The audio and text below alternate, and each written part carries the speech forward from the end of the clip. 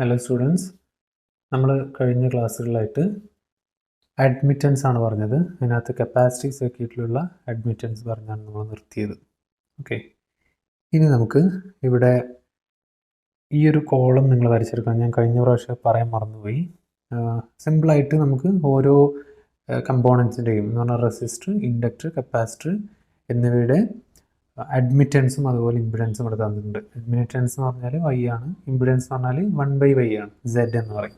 Okay, അപ്പം നമുക്കറിയാം നമുക്ക് ഇത് പഠിക്കാവും നമുക്ക് എളുപ്പം. എൻ്റെ ഒരു അഭിപ്രായം അതാണ്. നിങ്ങൾക്ക് എങ്ങനെയാണെന്ന് വെച്ചാൽ ചെയ്യാം.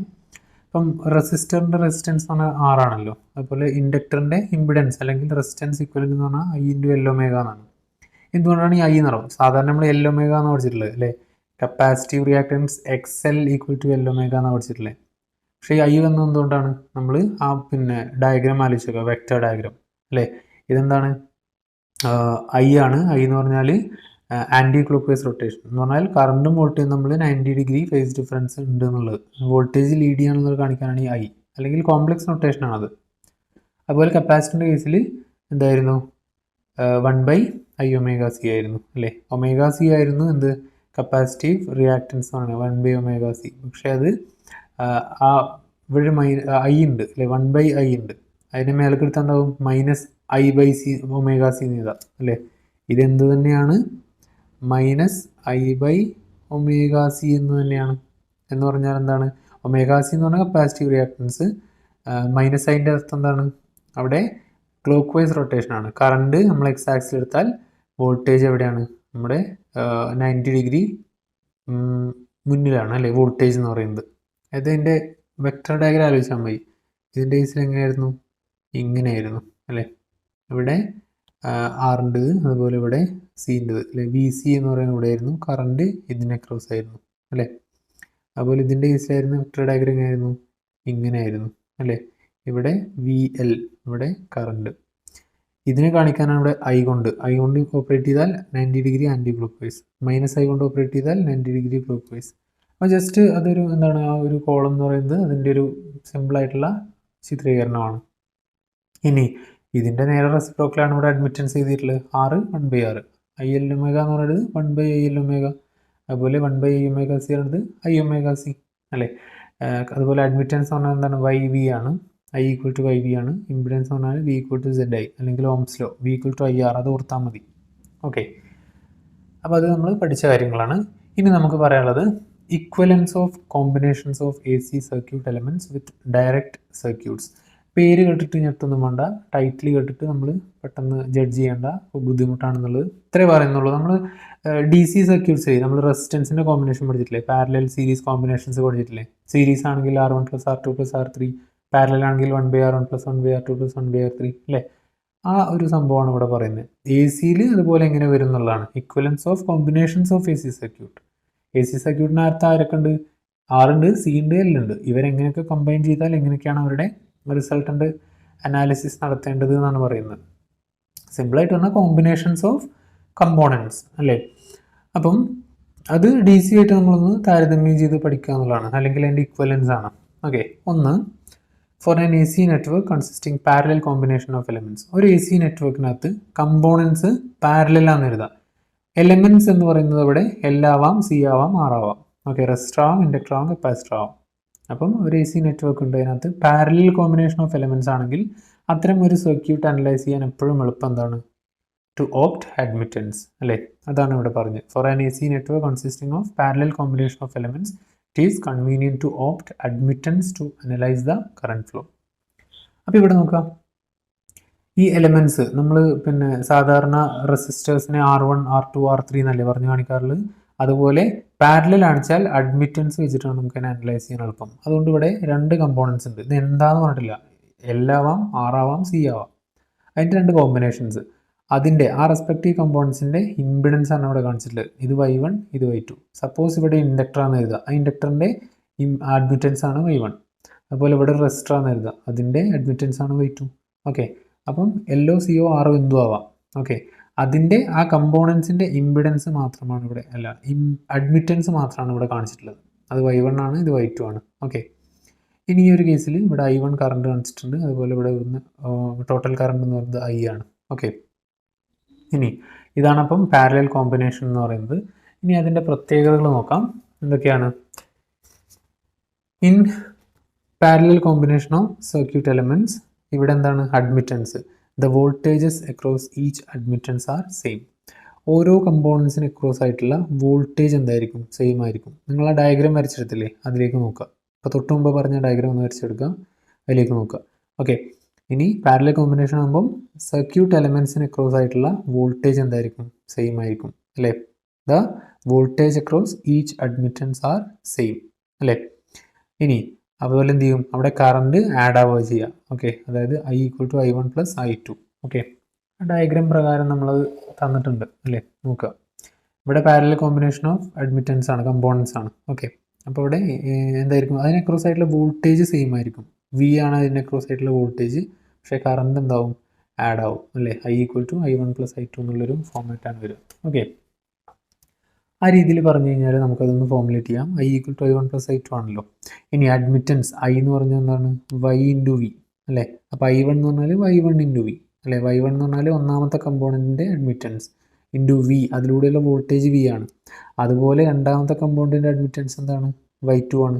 അതിലൂടെയുള്ള വോൾട്ടേജ് എന്താണ്? സെയിം ആണ്, V ആണ്. Voltage across the elements are same എന്ന് നമ്മൾ പറഞ്ഞു അല്ലേ?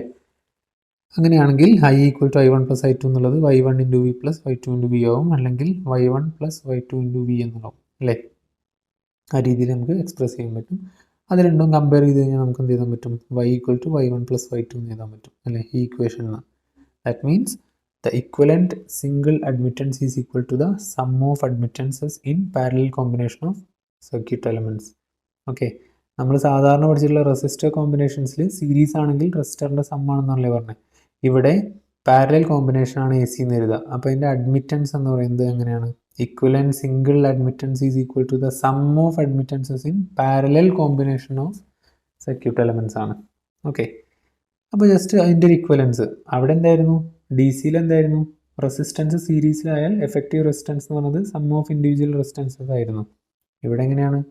ഇവിടെ ഇക്വലൻ്റ് അല്ലെങ്കിൽ റിസൾട്ടൻ്റ് അഡ്മിറ്റൻസ് എന്ന് പറയുന്നത് പാരലൽ കോമ്പിനേഷൻ ആകുമ്പം അതിൻ്റെ സമ്മാണെന്ന് അർത്ഥം.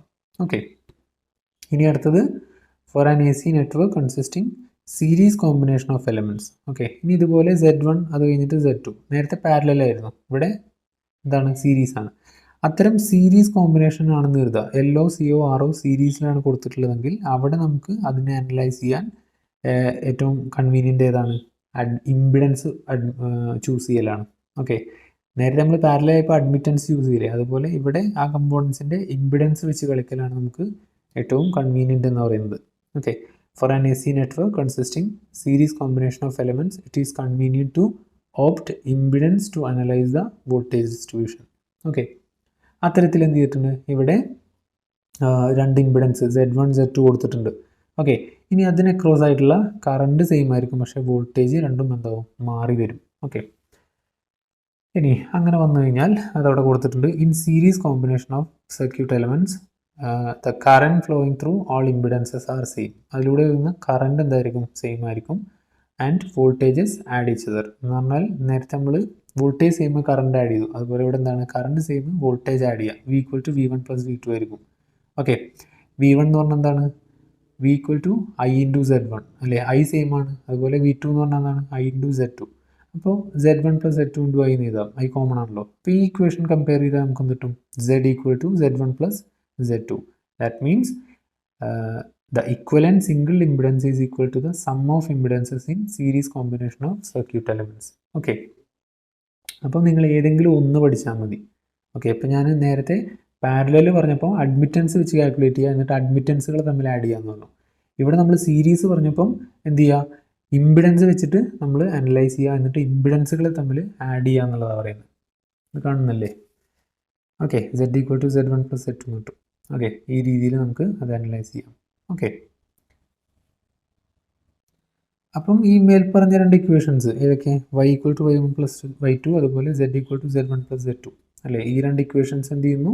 AC network problem can be made equivalent to DC network problem. അതാണ് നമ്മുടെ title, equivalence of combinations of AC with DC അല്ലേ? അത്രയാണ് ആ ഭാഗം. ഇനി ഇവിടെ അത്തരത്തിലുള്ളൊരു പാരലൽ കോമ്പിനേഷൻ തന്നിട്ടുണ്ട് ഒരു എക്സാമ്പിളായിട്ട്. ഓക്കെ, ഇവിടെ LCR സർക്യൂട്ടാണ്, പാരലൽ കോമ്പിനേഷനാണ്. ഓക്കെ, അപ്പോൾ അവിടെ വോൾട്ടേജ് കൊടുത്തിട്ടുണ്ട് E0 cos omega t ആണ്. ഓക്കെ, അപ്പം ടൈറ്റിൽ ചെയ്ത parallel combination of AC network and equivalent admittance.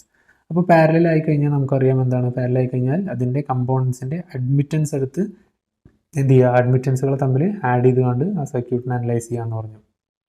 അപ്പോൾ നോക്കുക, അവിടെ C ഉണ്ട്, R ഉണ്ട്, L ഉണ്ട്. ഓക്കെ, അതുകൊണ്ട് the equivalent admittance of the combination, ഈ കോമ്പിനേഷൻസിൻ്റെ ഇക്വലൻ്റ് അഡ്മിറ്റൻസ് Y എന്ന് പറയുന്നത് എന്താണ്, Y1 + Y2 + Y3 ആണ് അല്ലേ, അല്ലെങ്കിൽ YR admittance of resistor, YC + YL അല്ലേ. YR എന്താ, YC എന്താ, YL എന്താണെന്നുള്ളത് നമ്മൾ ഇപ്പം ഈ ഒരു പിന്നെ ഡിസ്കഷൻ്റെ ഫസ്റ്റ് ഭാഗത്ത് പറഞ്ഞു. എന്താണ് YR എന്ന് പറഞ്ഞാൽ 1/R, എന്താണ് YC എന്ന് പറഞ്ഞാൽ I × C ഒമേഗ, എന്താണ് YL എന്ന് പറഞ്ഞാൽ -I/L ഒമേഗ. ഓക്കെ, ഈ -I/L ഒമേഗ കൺഫ്യൂസ്ഡ് ആവില്ല, നമ്മളവിടെ കോളത്തിൽ ഇത് 1/IL ഒമേഗ എന്നാണ്, അതും ഇതും സെയിം ആണ് അല്ലേ.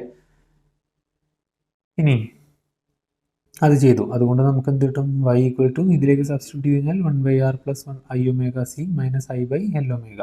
ഓക്കെ, ഇനി അത്തരത്തിൽ നമുക്ക് കറണ്ട് കാണാൻ, കറണ്ടിൻ്റെ ഫോർമുല എന്താണ്, I = YV അല്ലേ. ഇമ്പിഡൻസും കറണ്ടും തമ്മിലുള്ള റിലേഷൻ I = YV ആണ്. അപ്പോൾ എന്ത് വേണം, Y സബ്സ്റ്റിറ്റ്യൂട്ട് ചെയ്യുക, 1/R + I കോമൺ ആണ്, ωc -1/L ഒമേഗ × V എന്ന് എഴുതാം. ഓക്കെ, ഇനി ഇവിടെ voltage E0 cos omega t എന്ന് തന്നിട്ടുണ്ട് അല്ലേ, voltage E0 cos omega t തന്നിട്ടുണ്ട്. അങ്ങനെയാണെങ്കിൽ കറണ്ട് എന്തായിരിക്കും, എങ്ങനെ വരിക, I = പിന്നെ V/R എന്നൊക്കെ പറഞ്ഞ ഈ ഫോർമുലേഷൻ നമ്മൾ ചെയ്തിട്ടുണ്ട് അല്ലേ. കറണ്ട് എന്താണ്, വോൾട്ടേജിനായിട്ട് ലീഡ് ചെയ്യാണ് ബൈ എ ഫേസ് ഫാക്ടർ 5 അല്ലേ. Pi of t = √1/R² 1/R² + L omega C omega 1 - 1/L omega whole എന്ന് വരും അല്ലേ, E0 cos omega t + 5 എന്ന് കൊടുത്തിട്ടുണ്ട്. ഓക്കെ, ഇനി ഇതിലൊന്നും ഞാൻ നമ്മുടെ കൺവെൻഷൻ നോക്കിയിട്ടില്ല, ടെക്സ്റ്റിൽ കൊടുത്ത അതേ ഒരു ഫോർമാറ്റാണ് ചെയ്തിട്ടുള്ളത്. ഓക്കെ, ഈ ഭാഗത്ത് എന്തെങ്കിലും കൺഫ്യൂഷൻസ് ഉണ്ടെങ്കിൽ മാത്രം ചോദിക്കുക. ഓക്കെ, ഇനി അവർ നമ്മൾ ഫേസ് ഡിഫറൻസ് 5 എന്തായിരുന്നു, ടാൻ ഇൻവേഴ്സ് നമ്മൾ പഠിച്ചിട്ടുള്ളത് L ഒമേഗ - 1/C ഒമേഗ ആണ്. അപ്പോൾ ഇത് ഞാനിവിടെ തന്നെ പറയാം. ഓക്കെ, നോക്കുക, ഇവിടെ voltage E0 cos omega t ആണ്. ഓക്കെ, അതുപോലെ കറണ്ട് എന്താണ്, E0 cos omega t + 5 ആണ്. ഓക്കെ, പക്ഷേ ഇതിനകത്ത് നോക്കൂ, ωc - 1/L ഒമേഗ എന്ന് ഇട്ടിട്ടുള്ളത്. നമ്മൾ പഠിച്ചിട്ടുള്ളത് എന്താണ്, L ഒമേഗ - 1/C ഒമേഗ ഹോൾ² എന്നുള്ളൊരു ഫോർമാറ്റാണ് നമ്മൾ പഠിച്ചിട്ടുള്ളത്. അതെങ്ങനെയാണ് മാറുന്നത് വെച്ചാൽ, നമ്മൾ പഠിച്ചിട്ടുള്ളത് എന്താണ്, voltage leads current by a phase factor 5. നമ്മൾ പഠിച്ചത് പ്രകാരം I = I0 cos omega t ആണെങ്കിൽ V = V0 cos omega t + 5 ആണ് അല്ലേ. പക്ഷേ ഇവിടെ നേരെ തിരിച്ചാണ് കൊടുത്തിട്ടുള്ളത്, ഇവിടെ കറണ്ട് ലീഡ് ചെയ്യുന്നതായിട്ടാണ് കാണിച്ചിട്ടുള്ളത് അല്ലേ. നമ്മൾ ഇതുപോലൊരു കേസ് മുമ്പ് പറഞ്ഞിട്ടുണ്ട്. അപ്പം നോക്കുക, ഇവിടെ voltage E0 cos omega t ആണ്, കറണ്ട് എന്താണ്, E0 cos omega t + 5 ആണ് അല്ലേ. ശരിക്കും നമ്മൾ പഠിച്ചത് പ്രകാരം എന്താണ്, വോൾട്ടേജ് ലീഡ്സ് കറണ്ട് ബൈ 5 ആണ്. പക്ഷേ ഇവിടെ എന്ത് ചെയ്തിട്ടുണ്ട്, ഇന്നർ സൈഡിൽ ഈ bracket L omega - 1/C omega എന്ന് നമ്മൾ പഠിച്ച ഭാഗം ഇവിടെ തിരിച്ചിട്ടിട്ടുണ്ട്. അപ്പം രണ്ടും സെയിം ആണെന്നർത്ഥം. ഓക്കെ, ഇതിലൊന്നും അല്ല വലിയ കാര്യമുള്ളത്, നമ്മൾ ഈ ഒരു സർക്യൂട്ട് ഇത് വെച്ചിട്ട് അനലൈസ് ചെയ്യുക, ഇമ്പിഡൻസ് വെച്ചിട്ട് അനലൈസ് ചെയ്യുക എന്നുള്ളതാണ്. ഓക്കെ, അപ്പോൾ നിങ്ങൾക്ക് വേണമെങ്കിൽ എന്ത് ചെയ്യുക, നിങ്ങൾ പഠിച്ച ആ ഒരു ഫോർമാറ്റ് തന്നെ ഇവിടെ ഉപയോഗിക്കാം, ഒരു കുഴപ്പമില്ല. ഓക്കെ, നമ്മൾ എന്ത് ചെയ്യുക, ഇതുപോലെ കറണ്ട് എന്ത് ചെയ്യുക, I = I0 cos omega t എടുക്കുക, വോൾട്ടേജ് എന്ത് ചെയ്യുക, E0 cos omega t - 5 എന്ന് എടുക്കാം. അങ്ങനെ നമുക്ക് ചൂസ് ചെയ്യാം. അതുപോലെ ഇവിടെ എന്ത് ചെയ്യാം, L ഒമേഗ - 1/C ഒമേഗ എന്നുള്ള ഫോർമാറ്റിൽ പ്രൊസീഡ് ചെയ്യാം, ഒരു കുഴപ്പമില്ല. Okay, and the phase factor 5 = tan inverse, നമ്മൾ പഠിച്ച പ്രകാരം L omega - 1/C omega / 1/R ആയിരുന്നു. ഇവിടെ തന്നിട്ടുള്ളത് ഈ കൺവെൻഷൻ പ്രകാരം C omega - 1/L omega / 1/R ആണ്.